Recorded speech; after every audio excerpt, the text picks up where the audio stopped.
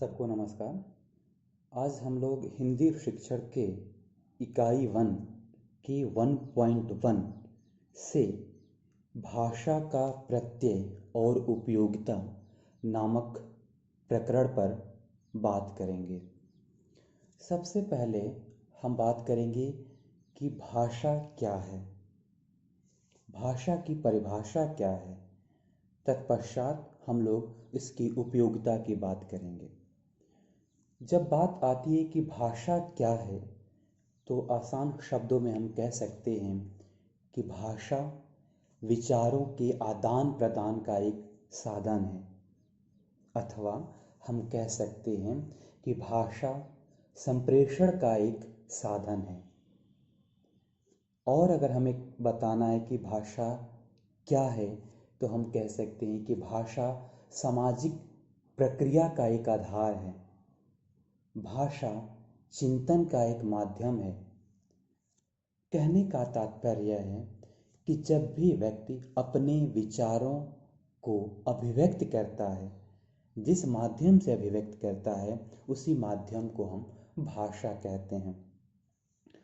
विभिन्न विद्वानों ने भाषा की अलग अलग परिभाषा दी है। जैसे महर्षि पतंजलि के अनुसार भाषा वह व्यापार है जिससे हम वर्णनात्मक या व्यक्त शब्दों के द्वारा अपने विचारों को प्रकट करते हैं। वहीं पर महाकवि सुमित्रानंदन पंत जी कहते हैं, भाषा संसार का नादमय चित्र है, ध्वनिमय स्वरूप है, यह विश्व की हृदय तंत्री की झंकार है। भाषाविद स्वीट महोदय कहते हैं कि भाषा ध्वनियों द्वारा मानव के भावों की अभिव्यक्ति है। वहीं पे बाबूराम सक्सेना जी लिखते हैं कि भाषा का अभिप्राय विचारों का अभिव्यक्तिकरण है। कहने का तात्पर्य है कि विभिन्न विद्वानों के द्वारा दी गई परिभाषाओं को अगर हम समेटते हुए या सारांशित करते हुए कहें, तो हम कह सकते हैं कि भाषा अपने विचारों के आदान प्रदान करने को ही कहा जाता है, अथवा भाषा अपने भावों की अभिव्यक्ति का एक माध्यम है, उसे हम भाषा कहते हैं। अगर हम भाषा के रूप की बात करें, अर्थात अपने विचारों के आदान प्रदान के माध्यम की बात करें, तो केवल भाषा ही नहीं रह जाता है। विचारों के आदान प्रदान हम मुख्यतः 3 रूप से करते हैं। वो पहला मौखिक रूप से, दूसरा लिखित रूप से, तथा तीसरा सांकेतिक रूप से। इन तीनों के द्वारा ही अपने विचारों का आदान प्रदान किया जाता है। परंतु इसमें सबसे सर्वश्रेष्ठ एवं सबसे उत्तम माध्यम मौखिक भाषा को ही माना जाता है, क्योंकि मौखिक भाषा के द्वारा ही हम अपने भावों को अभिव्यक्त कर सकते हैं। अर्थात हम अगर खुश हैं तो हम अपने भावों को हंसते हुए बता सकते हैं, हम अगर दुखी हैं तो अपने भावों को शोक रूप में बता सकते हैं, वो करुणामय रूप में बता सकते हैं। और अगर हम गुस्से में हैं तो हम रुद्र रूप में या रौद्र रूप में हम अपने भाव को अभिव्यक्त कर सकते हैं।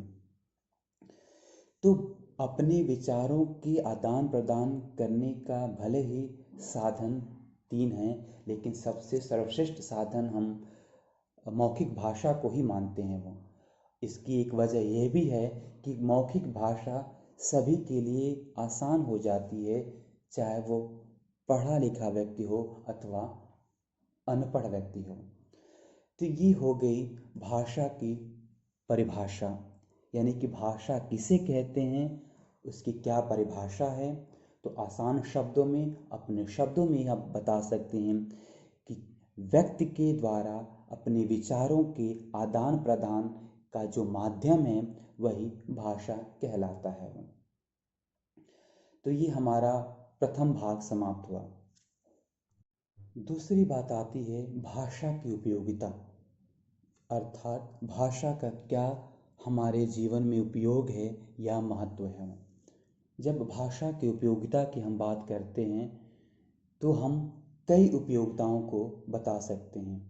जैसे पहली उपयोगिता है कि भाषा विचार विनिमय का सर्वश्रेष्ठ साधन है, अर्थात अपने विचार को अभिव्यक्त करने का एक सबसे उत्तम साधन है वो। दूसरी उपयोगिता आप बता सकते हैं कि भाषा शिक्षा एवं ज्ञान का प्रमुख आधार है, अर्थात हमें जब भी शिक्षा प्राप्त करनी होगी, हमें ज्ञान प्राप्त करना होगा, तो उसके लिए हमें भाषा का आना आवश्यक है वो। तभी हम शिक्षा की प्राप्त कर सकते हैं, कोई भी विषय पढ़ सकते हैं, कोई भी न्यूज़पेपर पढ़ सकते हैं, कोई भी सूचना पढ़ सकते हैं। तो उसके लिए आवश्यक है कि हमें भाषा आनी चाहिए। तीसरी बात, भाषा व्यक्तित्व का निर्माण करता है। व्यक्तित्व निर्माण के लिए आपका स्पष्ट एवं सुंदर भाषा आना आवश्यक है वो। आपके पास जितना भी ज्ञान है वो, अगर उसको आप अभिव्यक्त नहीं करते हैं वो, तो जो अगला व्यक्ति होगा आपको नहीं समझ पाएगा कि आप उस विषय के बारे में कितना जानते हैं वो। अतः आप अगर सुंदर स्पष्ट रूप से एक अच्छे वक्ता हैं तो आपको कहा जाता है कि उसका व्यक्तित्व बहुत अच्छा है वो एक उसकी पर्सनालिटी बहुत अच्छी है वो। तो इसलिए भाषा व्यक्तित्व का निर्माण भी करती है। एक व्यक्ति हो सकता है कि अब उस विषय पे या उस प्रकरण पे कम उसको ज्ञान है, परंतु अपनी बातों को एक अच्छी प्रकार से भाषा का प्रयोग करते हुए जब वो बोलता है, जब वो कहता है वो, तो जो श्रोता होता है उसको यही लगता है कि एक बहुत विद्वान व्यक्ति है वो। तो इसलिए कहा जाता है कि भाषा व्यक्तित्व का निर्माण करती है। चौथी उपयोगिता आप बता सकते हैं कि भाषा समाज का ज्ञान सुरक्षित रखती है वो। समाज का ज्ञान जो है वो, यानी कि जो भी समाज में हमारे धरोहर है, जो समाज के हमारे जो धरोहर है वो, उसको वो सुरक्षित रखता है वो। जैसे हमारे समाज में बहुत सारे ग्रंथ हैं, बहुत सारी बातें हैं जो हम भाषा के माध्यम से एक पीढ़ी से दूसरी पीढ़ी से तीसरी पीढ़ी तक हम उसको बढ़ाते हैं, करते चले जाते हैं हम। तो वही कह रहा है कि भाषा समाज का ज्ञान सुरक्षित रखती है वो। और आप पांचवी उपयोगिता इसकी बता सकते हैं कि भाषा बौद्धिक विकास करती है। बौद्धिक विकास यानी कि हमारे बुद्धि को भाषा बढ़ाने में मदद करती है। कैसे मदद करती है वो? क्योंकि हम जो सोचते हैं, हम किस में सोचेंगे? हम भाषा के माध्यम से ही सोचते हैं वो। कोई भी अगर हमें विषय दिया जाता है कहने के लिए या उस पर बोलने के लिए या लिखने के लिए, तो सर्वप्रथम हम उसको सोचते हैं वो। तो वो उससे हमारा बौद्धिक विकास होता है वो। उसका हम चिंतन करते हैं, जब हम उस पर मंथन करते हैं वो, तो उससे हमारा बौद्धिक विकास होता है वो। क्योंकि हमने इसके प्रथम भाग में देखा था कि भाषा क्या है, तो वहाँ पे हमने बात किया था कि भाषा चिंतन का एक माध्यम भी है वो। तो जब हम चिंतन करेंगे, हम उस पर मनन करेंगे, तो हमारा बौद्धिक विकास भी होगा वो। भाषा शारीरिक विकास करती है वो। शारीरिक विकास में भी भाषा का एक बहुत अहम योगदान है वो। क्योंकि हमें अपने शरीर को स्वस्थ रखने के लिए, अपने मन को स्वस्थ रखने के लिए एक दूसरे से वार्तालाप करनी होगी, अपने विचारों को रखना होगा, दूसरे के विचारों को सुनना होगा वो, हंसी मजाक करनी होती है वो, अपने भाव को अभिव्यक्त करना होता है वो। अगर हम इन सब को करते हैं तभी हम हमारा मानसिक एवं शारीरिक स्वस्थ हम रह सकते हैं वो। तो वही कह रहा है कि भाषा शारीरिक विकास करती है वो।